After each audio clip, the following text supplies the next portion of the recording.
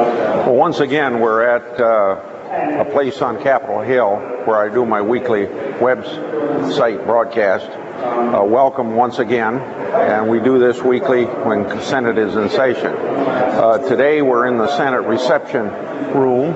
It's a room that's decorated by the famous painter Brumidi, and we have occupied this room as a Senate since 1859, when the Senate moved to new chambers.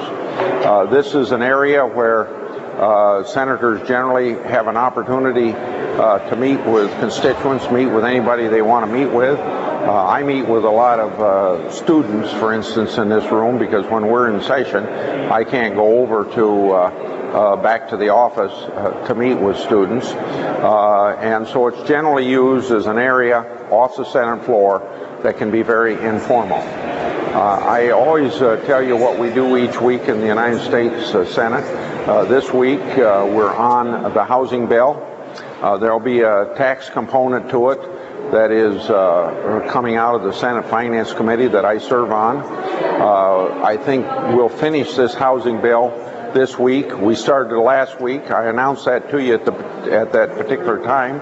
I thought we might get done with it last week, but it carried over to this week. When we're done with this bill tomorrow or the next day, we'll go on the public lands bill. Now, as usual, I usually answer questions that are emailed to me, and so this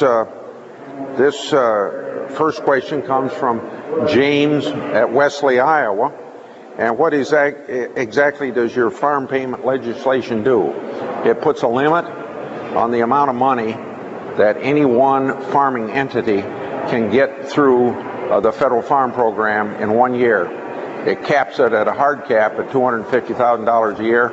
It does away with the three-entity rule, and it also includes generic certificates in the calculation of the $250,000. It's meant to overcome the problems we have of 10% of the biggest farmers getting 73% of the benefits of the farm program, which of course detracts from the purpose of the safety net, which was to help medium and small-sized farmers to have overcome economic problems that are beyond their control, like natural disasters, politics, international trade, war, things of that nature, where a farmer can't control. Whereas larger farmers have the ability to withstand that over a period of time and less need of a safety net. Plus, it's very difficult to get a farm bill through when urban taxpayers see 10% of the biggest farmers getting subsidy to become yet bigger farmers. The second question is from Robert, Fairfield, Iowa. Why are oil companies Let me start over again. Why are oil companies reaping record profits when consumers are suffering from high gas prices? Well, the simple answer is that 77% of the cost of a gallon of gasoline comes from oil being at the price it is now, about $100 or $100+ per barrel. That's a simple answer. The longer answer is that oil companies only control about 15% of the oil worldwide that's consumed. That's 15% of the 85 million barrels a day that the government, that the countries worldwide use per day.